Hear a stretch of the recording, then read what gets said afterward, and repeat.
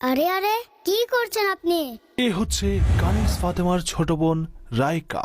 গোছালো কাজকে অগোছালো করার জন্য সে একাই যথেষ্ট। সবসময় দুষ্টুমি করাই তার কাজ। আপু, আমি তো মেকআপ করছি। আপনি তো মেকআপ করছেন না, মেকআপ নষ্ট করছেন। কোনো কিছু নষ্ট করা গুনাহের কাজ।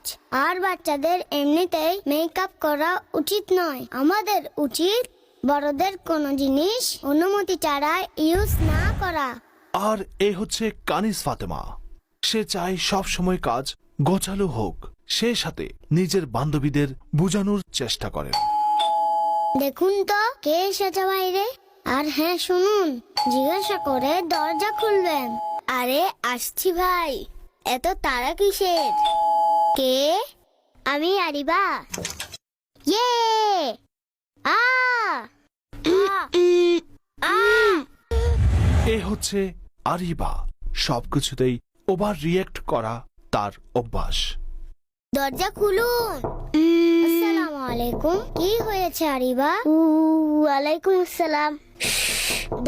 দরজা খুলবেন না কেন? কি হয়েছে আমায় বলবেন তো। বাইরে পেতনি। উফ আরিবা, আপনিও না। বাইরে কোনো পেতনি নেই, সে তো রাইকা। আম্মুর মেকআপ মুখে লাগিয়ে নষ্ট করেছে। আরিবা, আমাকে ধাক্কা দিয়ে দরজা বন্ধ করলেন কেন? হাই আল্লাহ, আমি তো ভয় পেয়েছিলাম। আপনি তো নিজেকে পেতনি বানিয়ে রেখেছেন। আপনি পেতনি? খারাপ কথা রাইকা। আরিবা আপুকে বলুন না, তিনি তো আমাকে পেতনি পেতনি বলে যাচ্ছে।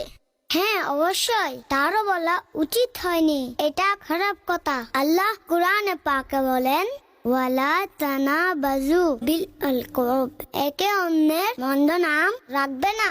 সরি রাইকা, আমি আপনাকে পেতনি বলেছি। আপনি আমাকে মাফ করে দিন। সাবাস, এটা আপনারা দুজনেই খুব ভালো কাজ করেছেন। সুতরাং আপনারাও এ বিষয়ে খেয়াল রাখবেন, কারণ নাম বিকৃত করবেন না।